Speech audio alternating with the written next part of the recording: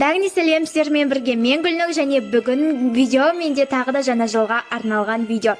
Және достар, жаңа жылдыға арналған осында бір атмосферный видео болғандықтан жандарыңызға шай, кофе алып менімен бірге осы видеоны қараңыздар.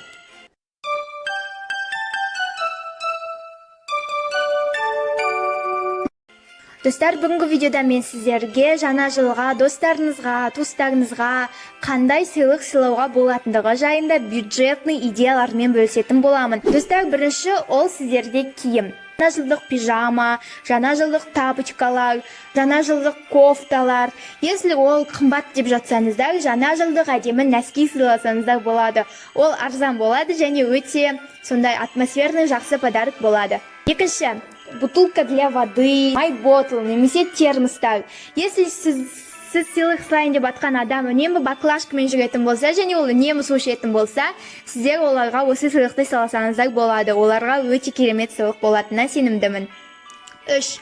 Сладости и сладкий бокс. Төртінші, уход за кожами, уход за волосами, косметика сондайлар. Бұны көбінесе әйел қауымдарына сыйласаңыздар болады.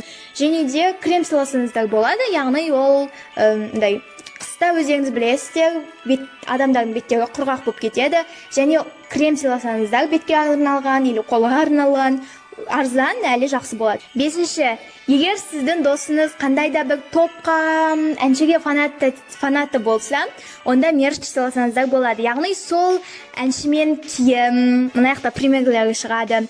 Или болмаса, сол если киім қымбат болады деп айтып жатсаңыздар, сол әншілермен ручка, сол әншілерге байланысты көптеген заттар болуы мүмкін. Мысалға BTS, Billie Eilish и так далее. 6. ол бізде канцелярия. Если сіздің сыйлық сыйлайын деп атқан досыңыз, құрбыңыз, әпкеңіз канцелярияны жақсы көрсе және сабағын жақсы оқыса, или болмаса үнемі конспект жазуды жақсы көрсе, личный дневник толтыратын адам болса, онда оларға канцелярия сыйласаңыздар болады. Яғни әдемі фломастерлер, әдемі карандаштар, сызғыш, пенал и әдемі көптеген блокноттар. Олар өте арзан тұрады және де ол керемет сыйлық болады. Әрине оның бәрін сыйласаңыз, ол қымбатқа түседі, но оның керегін, айбаттарын ғана алып сыйласаңыз, ол арзан әрі керемет сыйлық болады. 8. посуда, яғни ыдыс-аяқтар. Көбінесе кухняны жақсы көретін аналарымызға, әпкелерімізге или құрбыларымызға сыйласақ болады. Енді ыдыс-аяқ жақсы көрсе, ыдыс-аяқ сыйлаңыздар.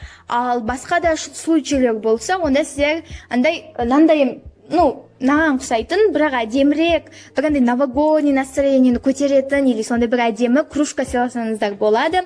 Ол арзан тұрады и адамды қуантады. 8.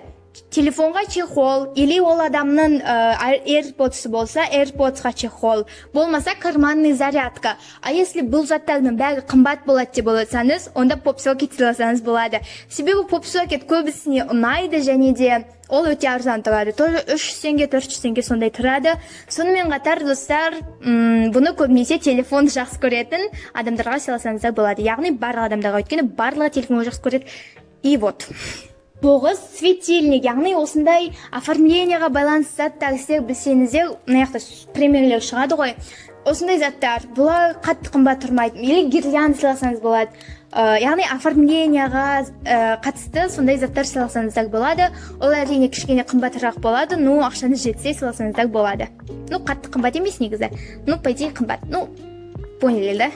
Және наконец-то соңғы идея, ол 10. Идея ол любовь и доброта. Достар, бірақ шынымен де, если ол сыйлықтардың бәрі махаббатпен, мейірімділікпен сыйласаңыздар, ол өте керемет сыйлық шығатынына сенімдімін.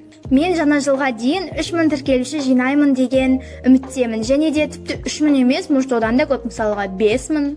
Әрине бұл мүмкін емес, болуы мүмкін, бірақ бұл өмірде мүмкін емес, ешнәрсе жоқ. Сол себептен де, если менің каналыма әлі де тіркелмеген болсаңыздар, өтінемін тіркеліп кетіңіздерші.